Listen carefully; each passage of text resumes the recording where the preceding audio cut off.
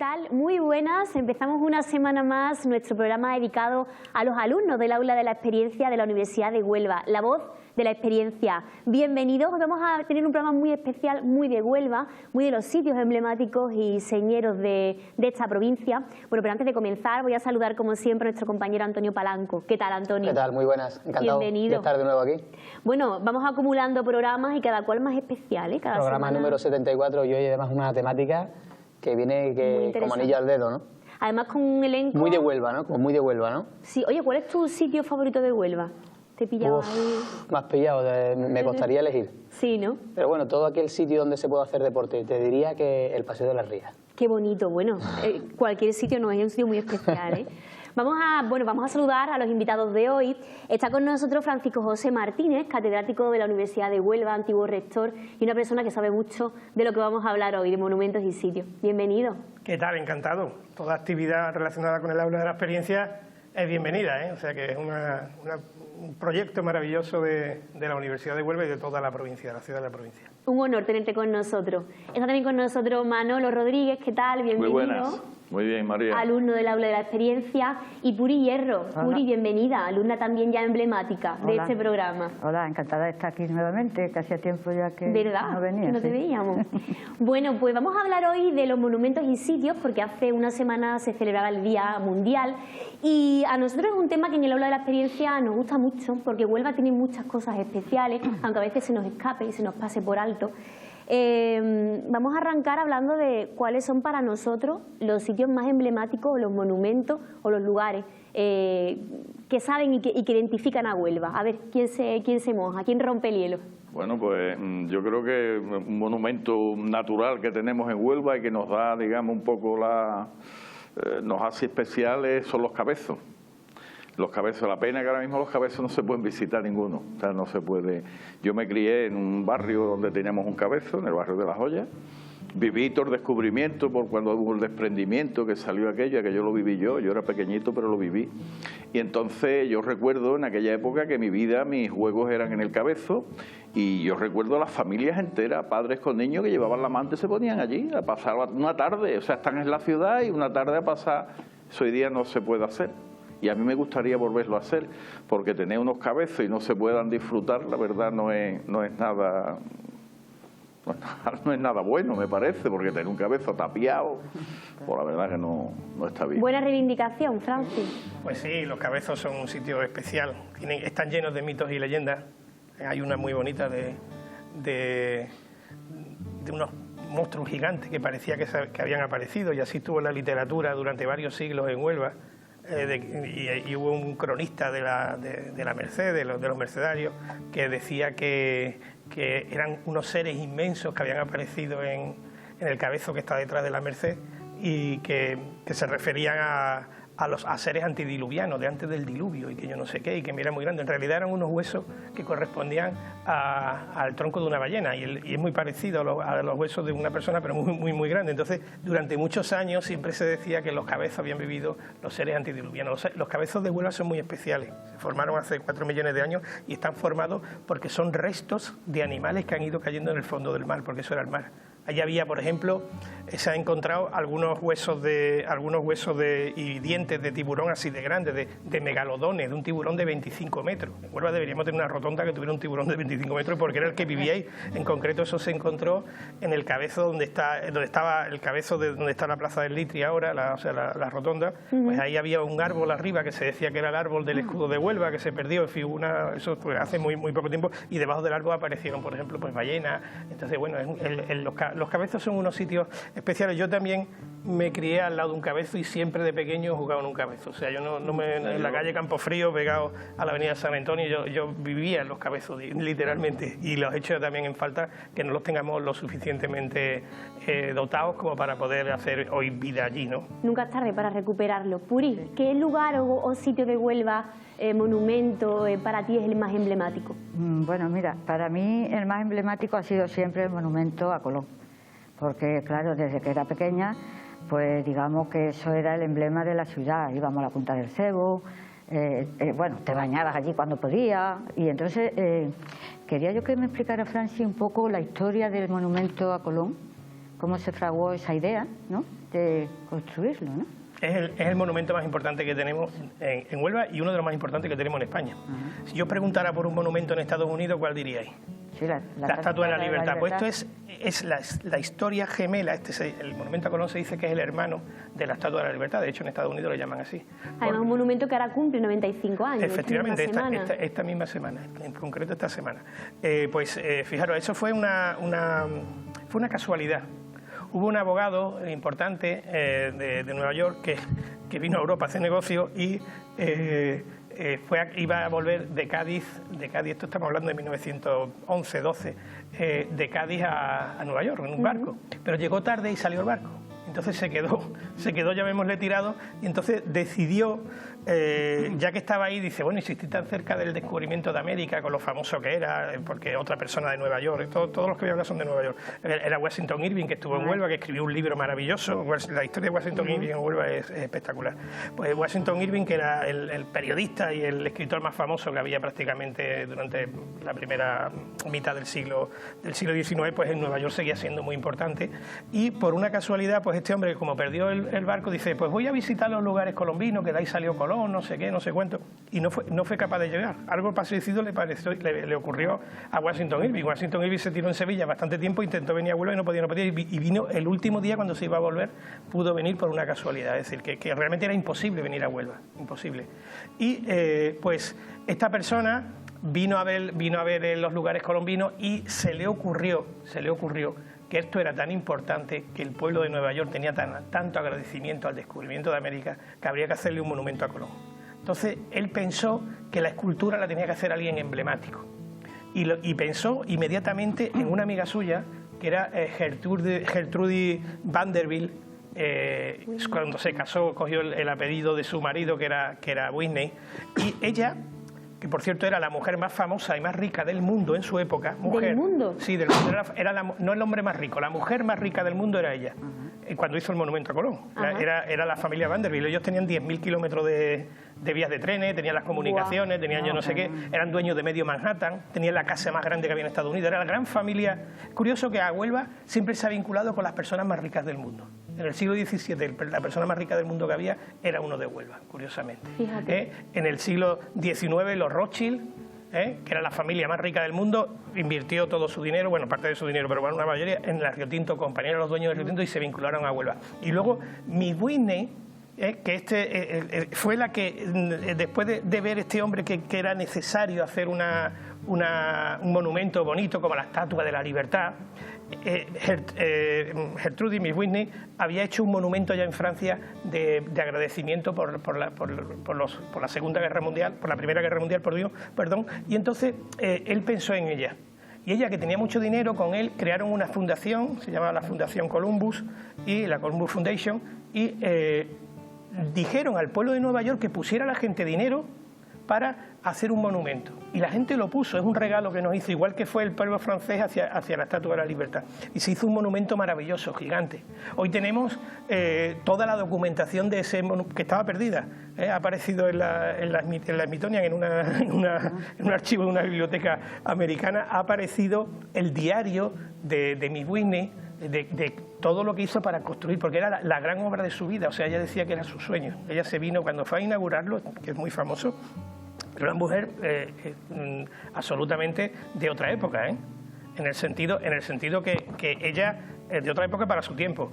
Ella, por ejemplo, llegó en barco a Londres, se fue luego en barco a Francia, se fue a París, y de París se vino hasta Huelva en coche conduciendo ella sola. Bueno, de hecho, una profesora de la Universidad de Huelva hace no mucho, la profesora Losada ha editado un libro maravilloso que son los diarios entonces ahí se cuenta cómo ella pues empezó a construir algo que es el monumento a Colón, aunque también le podemos llamar el monumento a la fe descubridora. Eso te iba a preguntar, porque todavía hay mucha gente que dice, pero el monumento monumento a la fe descubridora, ¿no, Manolo? ¿Tú alguna vez lo has escuchado? Pero supongo, ¿no? Yo creo que ya casi se le denomina más monumento a Colón, porque Ya ha habido sí, ha habido bastante polémica, ¿no? polémica No, pero sobre el tiene una tema explicación, tiene una y explicación. ya casi todo el mundo lo va sobre Si a mí me preguntas, yo le llamaría monumento a Colón, porque lo hizo la Colón Foundation, porque era Colón. Ahí lo tenemos, ahí detrás vuestra, curiosamente, en el escenario del programa, pues ahí lo tenemos, porque es nuestro monumento. Entonces, cuando ella vino a inaugurar el monumento, que fue un acontecimiento extraordinario, con los cónsules de todos los países, los embajadores, no sé qué, toda la nobleza española, bueno, fue una cosa preciosa, pues ahí ella, en unas declaraciones que hizo al diario ABC y a la revista Blanco y Negro, le preguntaron que qué representaba ese monumento. Ella dijo que no solo representaba a Colón, porque era el monumento a Colón, sino también a la fe de los marineros que habían mirado hacia América y no habían tenido miedo y habían ido hacia allá, ¿no? Entonces ya había gente que entendieron, por una mala traducción del periodista, entendieron que ella le quería llamar al monumento a la fe descubridora, que no es así, pero bueno. Pero lo cierto es que luego el gran José María Segovia, nuestro querido presidente de la Real Sociedad Colombiana Onubense, y quizás quien más sabe de esto, sin ninguna duda, fue el que dijo que la traducción era el monumento a la fe descubridora, pero que se le podía llamar también monumento a Colón. Es decir, podemos llamarlo de las dos formas, aunque yo personalmente me oriento más por el monumento a Colón. Repito, es un monumento de una extraordinaria importancia. Los onubenses no lo conocen, se puede entrar dentro.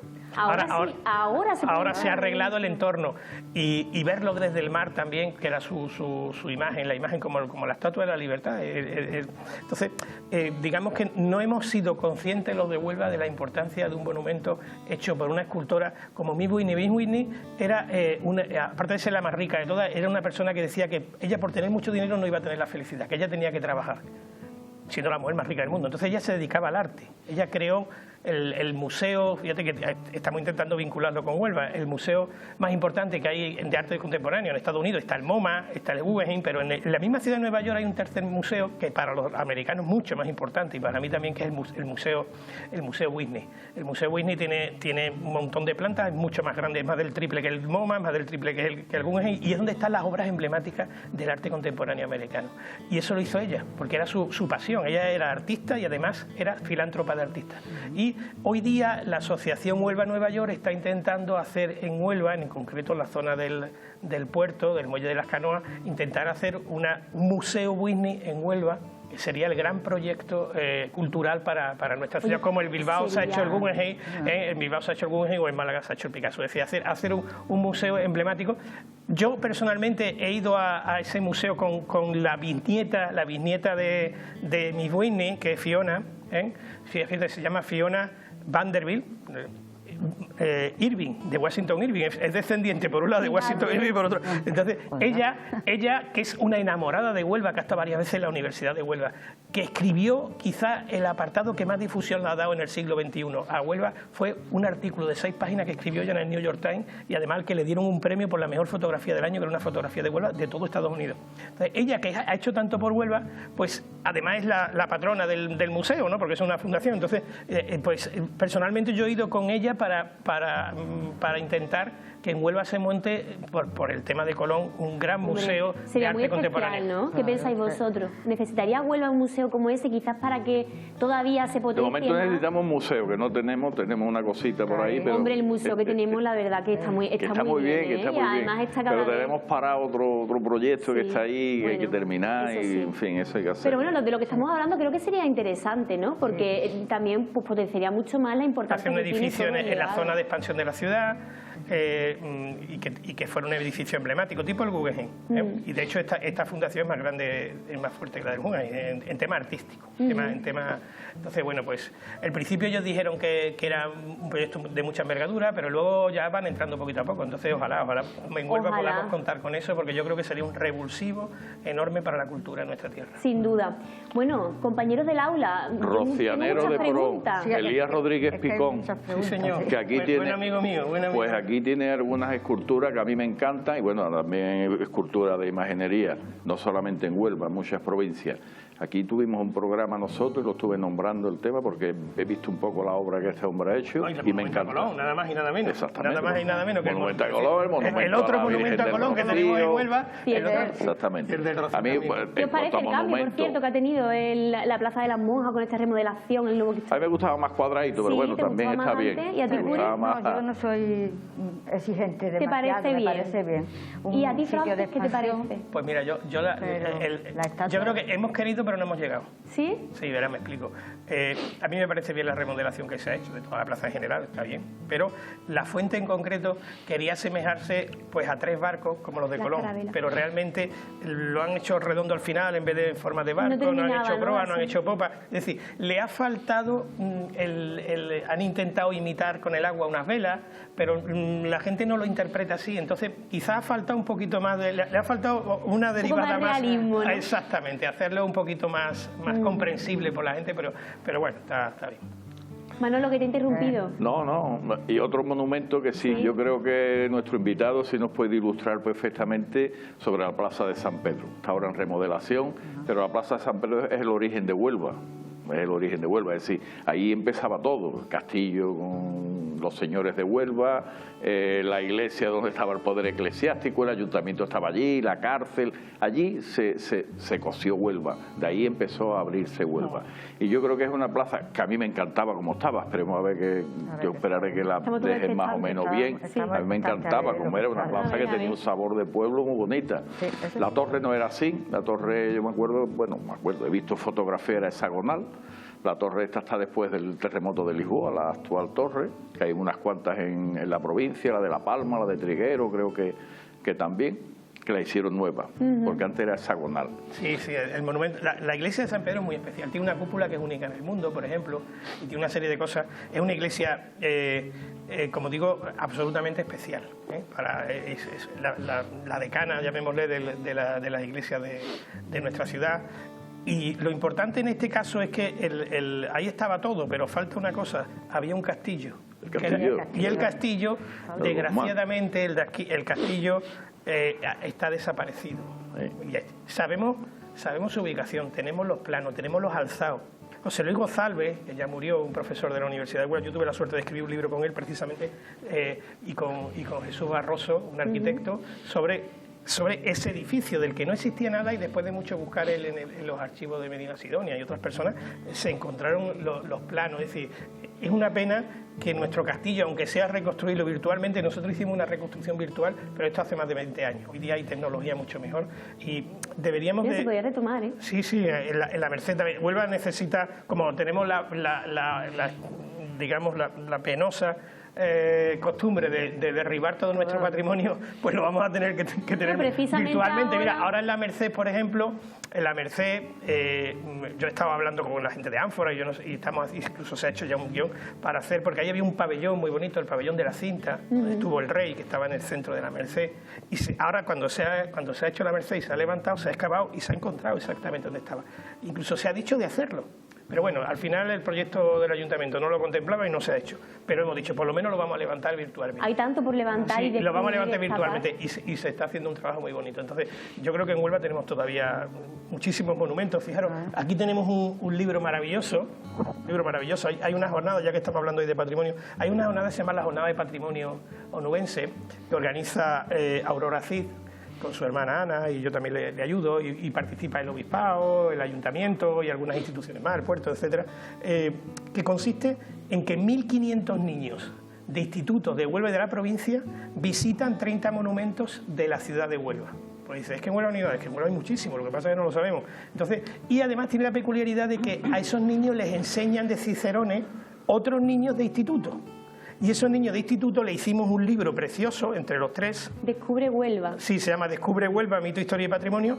Un libro precioso donde tenemos digo para que lo veamos, es un libro precioso que además está en inglés, en español, en francés, en portugués, tiene los dibujos de Andrés Espuela y trata 30 monumentos de forma, yo creo que muy interesante, tiene muchísimos códigos QR con vídeos, con yo no sé qué, y luego tiene cosas de Huelva, tiene una receta de Santi Elías, tiene un montón de poetas que son amigos míos los que les invité, hay poemas desde Juan Ramón Jiménez hasta prácticamente todos los grandes poetas que hemos tenido. ¿Y dónde se puede conseguir ese libro? Este libro lo hicimos todo gratuitamente y se lo regalamos al ayuntamiento. Entonces el ayuntamiento hizo una primera edición para los niños de la campaña, también se le dio a los alumnos del aula de la experiencia que visitaron la Merced, en la última que hicimos también una, ese mismo día además, y también se ha hecho una segunda edición, pero bueno, ahora mismo creo que está agotado, es gratis, pero es un libro maravilloso. Ahora hay unas oposiciones, por ejemplo, aquí en el ayuntamiento, y hay gente que han ido a la biblioteca, oiga, pero ¿dónde podemos sacar cosas sobre Huelva, sobre los monumentos de Huelva? Y le han dado ese libro. Y se le da este libro, porque yo creo que es un libro maravilloso, como digo. Pues yo creo que ese libro deberíamos tenerlo todos, ¿eh? Sí, sí, es para muy bonito. conocerlo. Y repito, es un libro gratuito que esperemos que el ayuntamiento lo vuelva a editar, a imprimir, porque no ha supuesto muchísimo trabajo.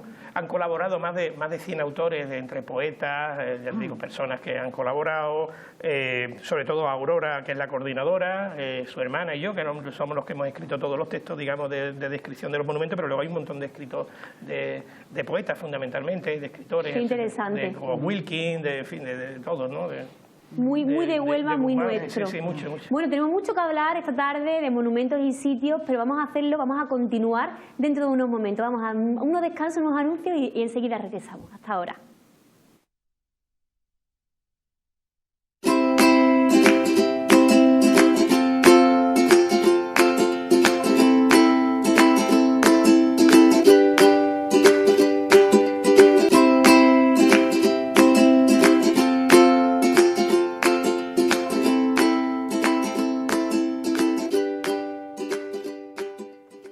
¿Qué tal? Estamos de vuelta, seguimos hablando de monumentos y sitios y también historias y leyendas de Huelva, porque esta provincia da para mucho, tiene muchos lugares especiales y hoy vamos a dedicar nuestro programa a ello. Vamos a saludar ya además a nuevos tertulianos que se han incorporado al programa de hoy. Está con nosotros Paco Tebar. Hola Paco. Hola María, buenas tardes. Uno de los alumnos sin duda más queridos y especiales del aula de la experiencia.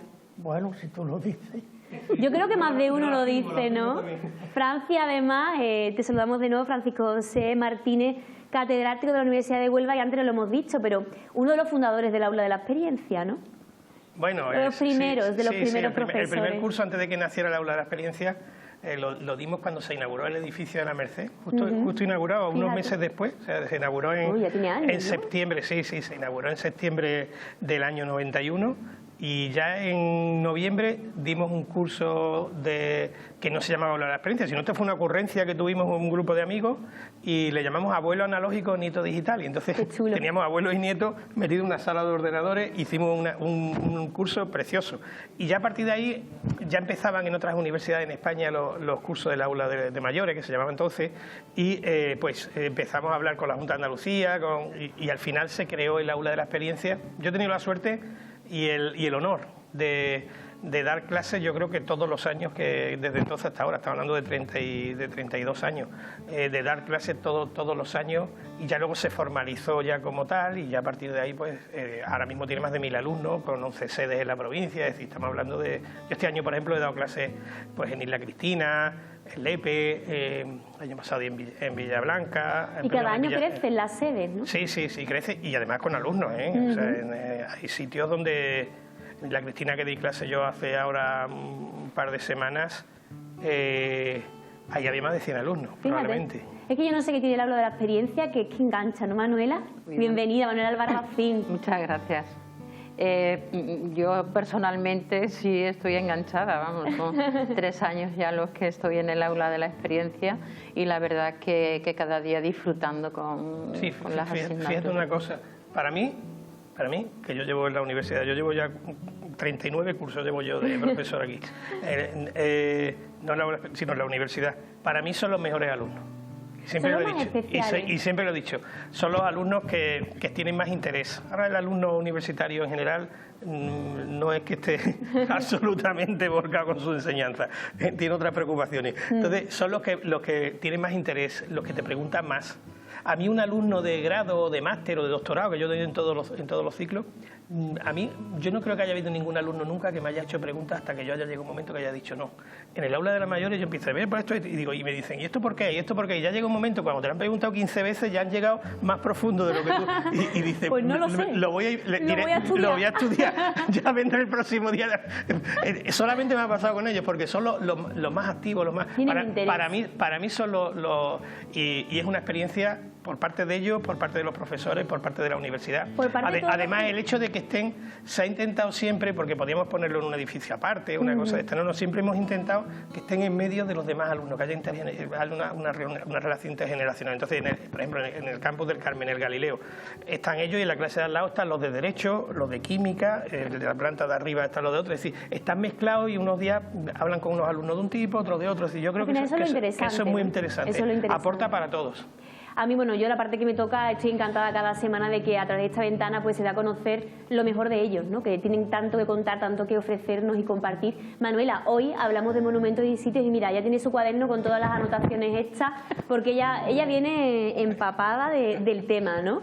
Hombre, verás, empapada ya me gustaría a mí solamente un poquito más. Pero no somos Francisco José Martínez. Lo cierto, una enciclopedia. Por desgracia no, pero bueno, sí es cierto que sabiendo que era él el que venía al programa, pues y hablando sobre lo que son los monumentos, todo lo que es la historia un poco así de Huelva, yo me he querido centrar un poco sobre el tema de los ingleses en Huelva, cuando llegan los ingleses a Río Tinto. Que además eso es ahora mismo un poco también actualidad, desde lo de la prensa, que hacemos prensa, se está leyendo y preguntando mucho por la serie, ¿no? Que acaba de empezar en televisión de Operación Barrio Inglés, y bueno, ¿por qué no? Es una manera de enfocar también a Huelva y su historia y el legado británico, ¿no? Tan importante. Claro, es que es una historia que comienza cuando comienza la industria, ¿no? A aparecer en España, bueno, imagino que a nivel mundial, y los ingleses llegan a Río Tinto. Ahí hay una venta de terrenos, ¿no? Que se le vende a los ingleses por 92 millones de pesetas. Era mucho dinero en aquel momento. Pues imagínate, estamos hablando Ese dinero salvó al gobierno de España. Estamos hablando de 1873, que es cuando llegan ellos, ¿no? Y yo mi pregunta, realmente cuando ya los ingleses se hacen con las minas de cobre de Río Tinto y empiezan a explotarla, la forma como lo hacen ellos al aire libre, ¿no? Esa quema de cobre, ahí que hacen esa contaminación, como le llaman la manta, ¿no?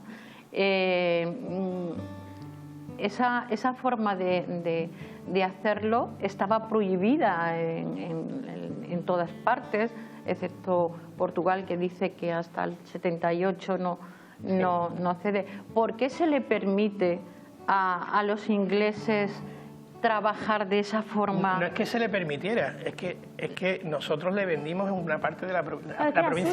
La provincia de Huelva era una provincia colonial. Vamos a ver, se constituye la primera república en España.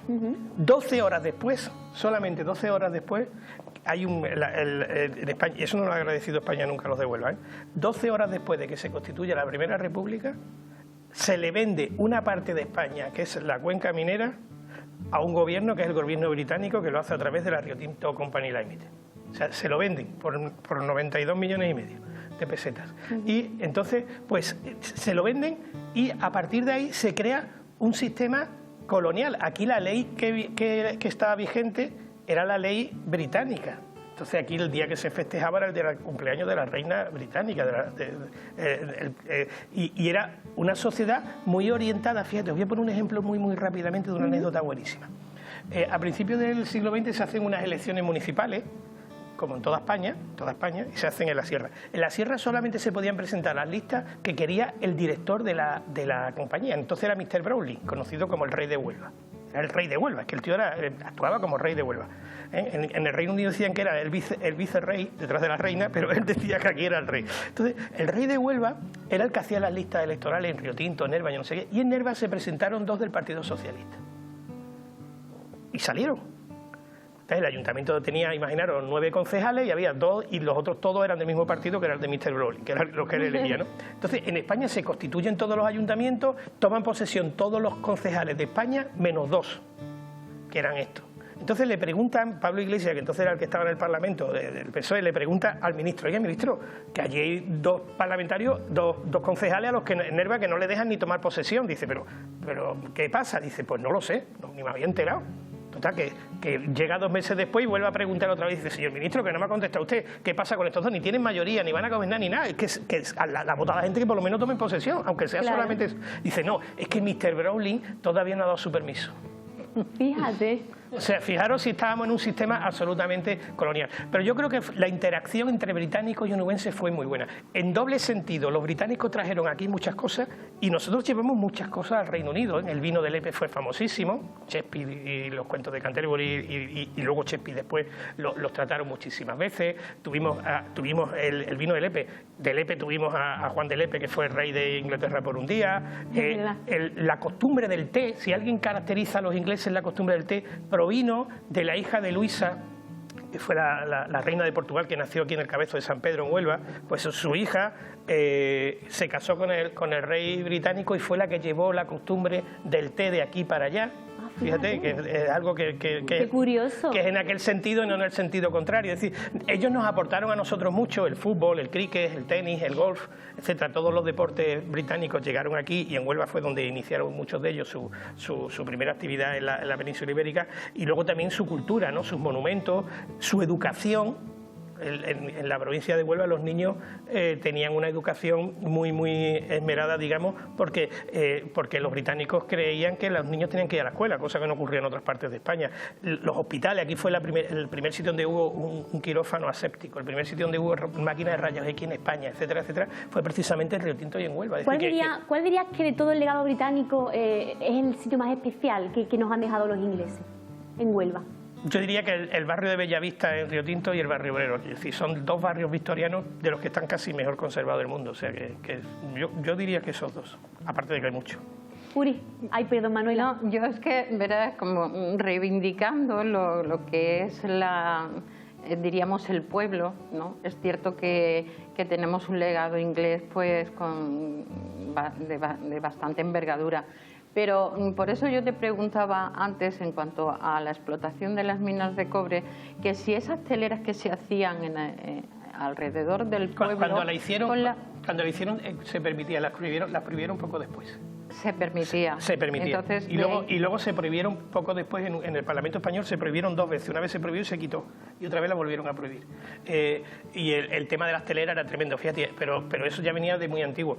Aquí los grandes viajeros, Huelva fue conocida por los grandes viajeros que llegaron. Aquí vino por ejemplo, Lord Byron, vino Washington Irving, vino Ford, Richard Ford, que era un británico que fue... Estos fueron los que pusieron a Huelva en el mapa del mundo, porque eran gente que escribía libros de viaje, y todos decían lo mismo, que en Huelva era un sitio estupendo, pero que el alojamiento era el peor que habían tenido en su vida. Eso lo dijo Lord Byron, que venía con su cama, con su mesa y con todos los aviones, porque decía con su cama, con su mesa, con su silla. Lo dijo Washington Irving, lo dijo Richard Ford, ¿no? Pero luego decían, es un sitio absolutamente maravilloso, ¿no? Que es lo que nuestra tierra tenía para esos británicos. Ahora mismo, precisamente, en los mitos y leyendas, que animamos a todas las personas que quieran escucharlos, si teclean en internet mitos y leyendas de Huelva, ya llevamos 4 años toda la semana haciendo un programa que se pone en internet, y en la radio también, en Canal Sur, pero que se pone en internet, y pues que sirve precisamente para explicar esos mitos y esas leyendas y esos personajes de Huelva. Ahora estamos haciendo una serie, llevamos ya 3 programas y vamos a hacer otros 2 más, sobre los viajeros románticos que vinieron a Huelva y cómo describían nuestra tierra, que es una cosa maravillosa, ¿no? Entonces, bueno, pues digamos que los británicos, tenemos el año de los tiros, tuvieron cosas buenas y malas. Si me apura, hubo de todo, ¿no? Hombre, no es que se comenzara muy bien, que digamos. Y luego me preguntabas por monumentos. Hay otro monumento, independientemente que es de turismo, ya o de la parte industrial, que es el Muelle del Tinto. El Muelle del Tinto es un muelle único del mundo. Para mí es único en el mundo, ¿eh? No hay ningún otro puente. Lo hicieron dos ingenieros. Eiffel no fue, que dice la gente, Eiffel no fue el que lo hizo. De hecho, Eiffel yo creo que no tenía conocimientos para hacer ese puente. ¿Y por qué la gente se lo atribuye a Eiffel? Porque varios discípulos de Eiffel trabajaron en muchos puentes mineros de la provincia de Huelva, cuando se hizo el ferrocarril, pero en la provincia. Pero Este puente lo hicieron dos más ingenieros que arquitectos, 2 ingenieros británicos, y para hacerlo necesitaron tantos cálculos que tuvieron que ir a la sociedad de ingenieros de Inglaterra para que revisaran los cálculos muchas veces, porque es el único puente del mundo, y no se ha hecho ni antes ni después otro igual, en el que en primer lugar se cargaban 6 u 8 barcos a la vez, tenía carga de mineral por arriba y de mercancías por abajo, y los trenes los subían a la parte de arriba. Aquí tenemos en nuestro fondo tenemos precisamente ese muelle, y podemos ver que la parte de arriba y la de abajo se van uniendo conforme va llegando.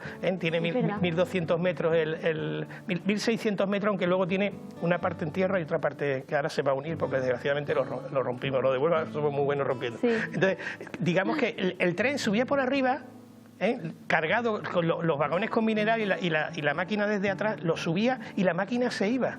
Y ahora descargaban, lo soltaban, y por la propia gravedad el puente, el tren iba hacia un lado, llegaba, subía un poco para arriba, al final ya de metido dentro del puente, y luego se volvía solo, sin ninguna actividad de carácter mecánico, ni de tracción, ni nada. No hay ningún puente en el mundo que haya conseguido esto. Necesitaron unos cálculos inmensos. Repito, yo creo que Eiffel no hubiera tenido capacidad para hacer esto.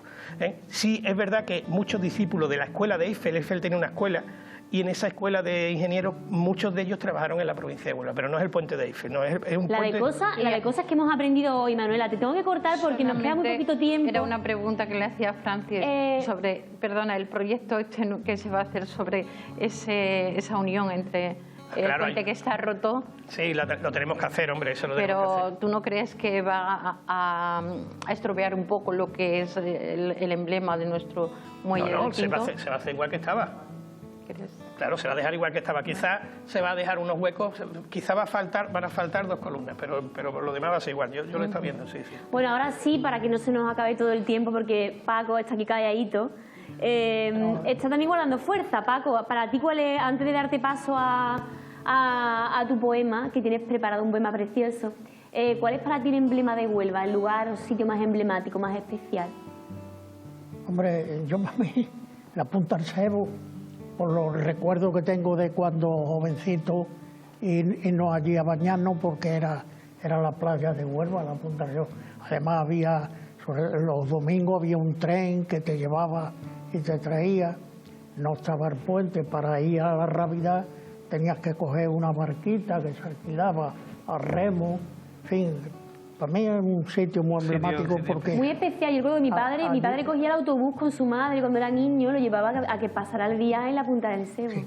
Además, le quería decir sobre eso que, como yo trabajaba en la estación de Sevilla, yo he visto subir mucho mineral allí, que efectivamente, como tú dices, la máquina de Río Tinto llevaba los vagones de mineral empujando, luego los dejaba allí y retrocedía. Y se iba, es curioso, y ahora se volvía solo, 160 millones de toneladas han salido por ahí. Este puente, este puerto, digamos, el del Tinto, era el sitio más importante. El 12% de los impuestos de exportaciones españolas, de todos los productos y en todos los sitios y en todas las cosas, en España salían de este puente, solamente de este puente. Y había 5 puentes, se llaman los 5 colosos, había 5 puentes. 5 puertos, ya me acordé, ¿no? El de la mina de Tarsi, que estaba en la otra margen del río, y 3 más. 3 más.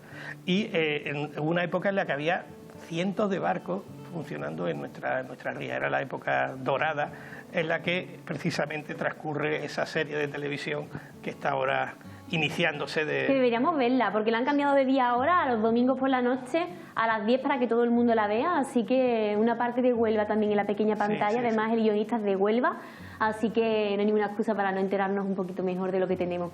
Paco, no quiero que se nos acabe el tiempo, aunque no vamos a ir unos minutillos más, pero no pasa nada, porque tú vienes a cerrar con broche de oro, traes un poema precioso que tú vas a recitar, que se llama La Profecía, ¿no? Sí, de Rafael de León. Ese poema para ti es muy especial. ¿Por qué es tan especial? Cuéntanos, ¿porque te gusta? No, porque me gusta. Y te sale divinamente, ahora lo vamos a ver. Bueno, eso ya, eso es... Bueno, pues respira hondo, concéntrate, vamos a disfrutar de Paco Tebar, es el alumno más longevo de la Universidad de Huelva, el más especial y uno de los más queridos. Eso sí, el más longevo sí, no el más viejo. Y el más querido también. Y el más querido también, Paco. El más longevo. Paco Tebar. Bueno, pues nada, ya va. espero que me acuerde de todo, pero en fin, porque ya... Si no te queremos igual, Paco, tú no te preocupes. Ya la mente de uno... La mente de uno anda ya un poco... Pero en fin, bueno... La profecía. La profecía de Rafael de León. ¿A dónde vas tan deprisa sin decirme ni con Dios? Puedes mirarme de frente que estoy enterado de todo. Me lo contaron ayer las lenguas de doble filo que te casaste hace un mes y me quedé tan tranquilo. Otro en mi caso se hubiera echado a llorar. Yo, cruzándome de brazos, dije que me daba igual. Y nada de pegarme un tiro, ni liarme a maldiciones, ni apedrear con suspiros los vidrios de tus balcones. ¿Que estás casado? Buena suerte. Vive 100 años contenta y a la hora de la muerte Dios no te lo tenga en cuenta. Que si al pie de los altares mi nombre se te borró, por la gloria de mi madre, que no te guardo rencor. Porque sin ser tu marido, ni tu novio, ni tu amante, fui el que más te ha querido. Con eso tengo bastante. Que tienes niño, Malena, anda como trastornado. Tiene la carilla de pena y el colorcillo quebrado. Y ya no juega la tropa, ni tira piedras al río, ni se destroza la ropa subiéndose a cogenío. ¿No te parece así extraño? ¿No es una cosa rara que un chaval de 12 años lleve tan triste la cara? Mira que soy perro viejo y estás demasiado tranquila. ¿Quieres que te dé un consejo?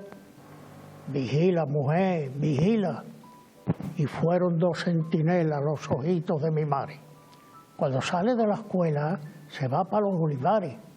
¿Y qué busca allí? Una niña. Tendrá el mismo tiempo que él. José Miguel, no le riña, que está empezando a querer. Mi padre encendió un pitillo, se enteró bien de tu nombre y te regaló unos zarcillos. Y a mí un pantalón de hombre. Yo no te dije te adoro, pero amarré en tu barcón mi lazo de seda y oro de primera comunión. Y tú, fina y orgullosa, me ofreciste en recompensa 2 cintas color de rosa que engalanaban tus trenzas. Voy a misa con mis primos. Bueno, nos veremos en la ermita. Y qué serio nos pusimos a darte el agua bendita. Mas luego en el campanario, cuando rompimos a hablar, dice mi tita Rosario que la cigüeña es sagrada, y el colibrí, y las flores, y la fuente, y el rocío, y aquel torito valiente que está bebiendo en el río, y el bronce de esta campana, y el romero de los montes, y aquella línea lejana que la llaman horizonte. Todo es sagrado, tierra y cielo, porque así lo quiso Dios. ¿Qué te gusta más? Tu pelo. Qué bonito me salió. Pues y tu boca, y tus brazos, y tus manos redonditas, y tus pies fingiendo el paso de las palomas solitas. Con la pureza de un copo de nieve te comparé, te revestí de piropos de la cabeza a los pies. A la vuelta te hice un ramo de pitiminí precioso. Y a luego nos retratamos en las agüitas de un pozo. Y hablando de estas pamplinas que se inventan las criaturas, llegamos hasta tu esquina cogido por la cintura. Yo te dije, ¿en qué piensas? Tú dijiste, en darte un beso. Y a mí me entró una vergüenza que me caló hasta los huesos. De noche, muertos de luna, nos vimos por la ventana. Mi hermanillo está en la cuna, le estoy cantando la nana. Quítate de la esquina, chiquillo loco, que mi madre no quiere, ni yo tampoco. Y mientras que tú cantabas, yo inocente me pensé que nos casaba la luna como a marido y mujer. Pamplina, figuraciones que se inventan los chavales. Después la vida se impone, tanto tiene, tanto vale. Por eso yo al enterarme que llevas un mes casada, no dije que iba a matarme, sino que me daba igual. Pero como es rico tu dueño, te vendo esta profecía. Tú por las noches entre sueños soñarás que me querías y recordarás la tarde que mi boca te besó y te llamaré cobarde como te lo llamo yo, y verás, sueña, que me morí siendo chico, y se llevó la cigüeña mi corazón en su pico. Pensarás, no es cierto nada, yo sé que lo estoy soñando, pero allá en la madrugada te despertarás llorando por el que sin ser tu marido, ni tu novia, ni tu amante, ha sido el que más te ha querido. Por eso tengo bastante, por lo demás, 2 sorbías. Ya verás cómo Dios te manda un hijo como una estrella. Avísame de seguida, me servirá de alegría cantarle la nana aquella. Quítate de la esquina, chiquillo loco, que mi madre no quiere, ni yo tampoco. Pensarás, no es cierto nada, yo sé que lo estoy soñando, pero allá en la madrugada te despertarás llorando, porque sin ser tu marido, ni tu novio, ni tu amante, yo soy el que más te ha querido. Con eso tengo bastante. Bueno, no nos ponemos de pie, pero no es para menos, Paco, enhorabuena. Yo creo que hemos cerrado con broche de oro, sin duda alguna, este programa. Gracias, compañeros, por estar con nosotros. Gracias, Antonio Palanco. La próxima semana mucha más magia con los alumnos de la Hora de la Experiencia. Hasta la semana que viene.